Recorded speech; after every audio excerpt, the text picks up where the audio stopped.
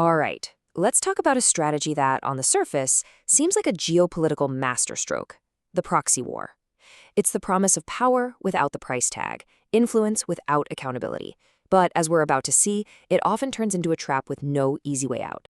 This quote just nails the whole problem, doesn't it? On paper, funding a local group to fight your enemy looks like a clean, straight line to victory. But reality, well, reality is a mess. It's a landscape full of unpredictable twists and turns where you have far less control than you think. So here's our roadmap for this explainer. We'll start with why these wars are so tempting in the first place, then get into the real meat of it, the control trap. We'll look at it through the lens of Ukraine and Israel, check out the economic fallout, and then wrap up with 3 ways this could all play out. So, first things first, what is it about this strategy that's so seductive? Why do major powers keep falling into the same trap over and over again? Well, the answer lies in what you could call the structure of temptation.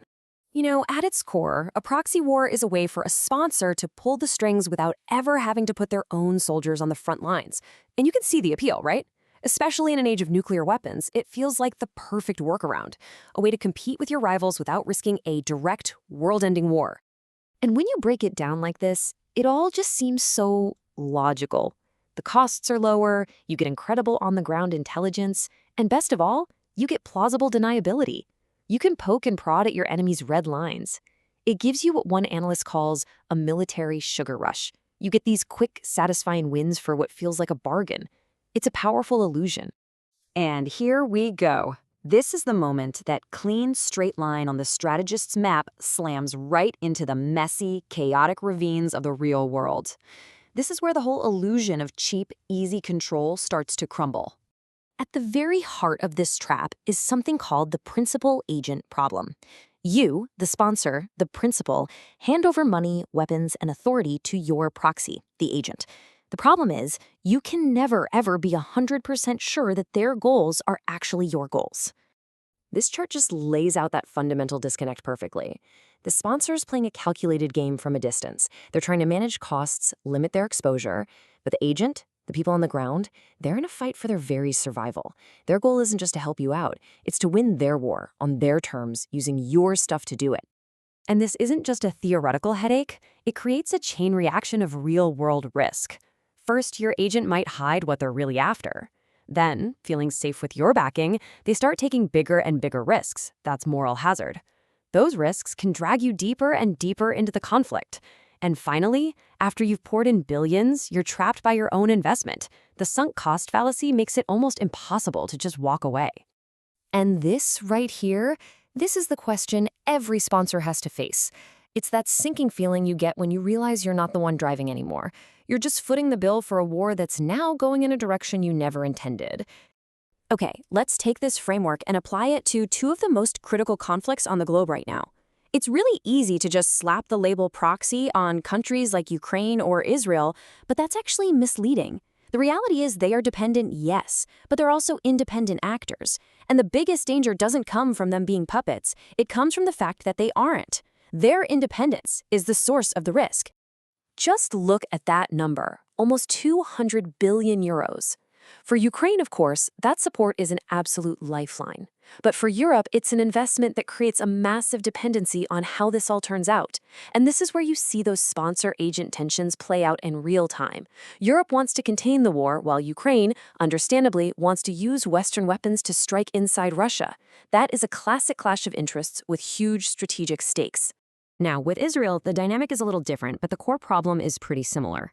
The U.S. is so deeply woven into Israel's security that it's become incredibly difficult for Washington to separate its own strategic costs from Israel's. This isn't really about control anymore. It's about a structural inability to detach. This chart makes that dependency undeniable. Pretty much all of Israel's major weapon systems come from just 2 countries.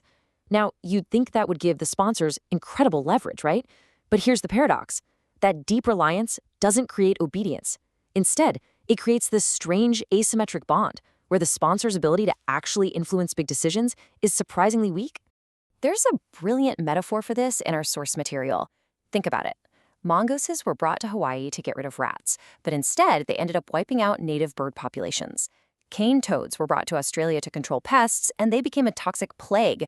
A proxy can be just like an invasive species. It adapts in ways you never expected and can become a much bigger problem than the one you were trying to solve. So this brings us to the bigger picture. These drawn-out, indirect wars don't just destabilize a single region. They send shockwaves through global economies, national budgets, and financial markets. They rewire everything. I mean, these numbers are just staggering. European arms imports have more than tripled. This isn't just a line item in a budget. It's a massive, fundamental shift in national priorities, all driven by the war in Ukraine. So if you're in the private sector, this is a whole new ballgame. A permanent risk premium is now just baked into the global markets. But the most important thing to grasp here is this new category of risk. For decades, you worried about country risk. Now you have to worry about alliance risk. It's not enough to ask if a country is stable. You have to ask who its friends are, who it's arming, and how their faraway fights could completely wreck your supply chains. So, where does this all go from here?